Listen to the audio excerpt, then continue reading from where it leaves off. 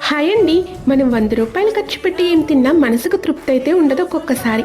కానీ ఒక్కోసారి అయితే 10 రూపాయలు ఖర్చు పెట్టి ఏం తిన్నా మనసుకు చాలా సంతోషంగా అయితే ఉంటుంది. అదే నా లైఫ్లో అయితే 10 రూపాయల ఐస్ క్రీమ్. ఈ ఐస్ క్రీమ్ బండి అయితే మలిక్కిపురంలో ఉంటుంది. ఈ ఐస్ క్రీమ్ తింటుంటే నాకు చిన్నప్పటి రోజులన్నీ గుర్తుకొస్తూ ఉంటాయి. నా చిన్నప్పుడైతే ఐస్ క్రీమ్ అమ్మే అంకుల్ అయితే సైకిల్ మీద వచ్చేవాడు. సైకిల్ మీద అయితే ఎర్రటి డబ్బా అయితే ఉండేది. అప్పట్లో ఐస్ క్రీమ్ 1-2 రూపాయలు ఉండేదన్నమాట. ఐస్ క్రీమ్ అంకుల్ సౌండ్ విన్న వెంటనే మేమందరం కూడా ఆయన దగ్గరికి వెళ్ళిపోయి సైకిల్ చుట్టూ చేరిపోయే వాళ్ళం.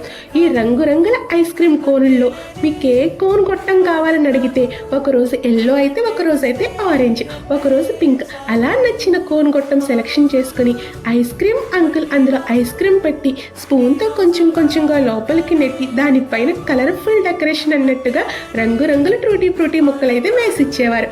అప్పట్లో అదో హ్యాపీనెస్ అనుకోండి ఆ ముక్కలు తింటూ ఉంటుంటే.